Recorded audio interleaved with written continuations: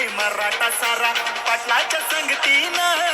अर पेटून उठलाय मराठा सारा पाटलाच्या संगतीनं आखा महाराष्ट्र हलवून ठेवलाय जरांगे पाटील नावानं आखा महाराष्ट्र हलवून ठेवलाय जरांगे पाटील नावानं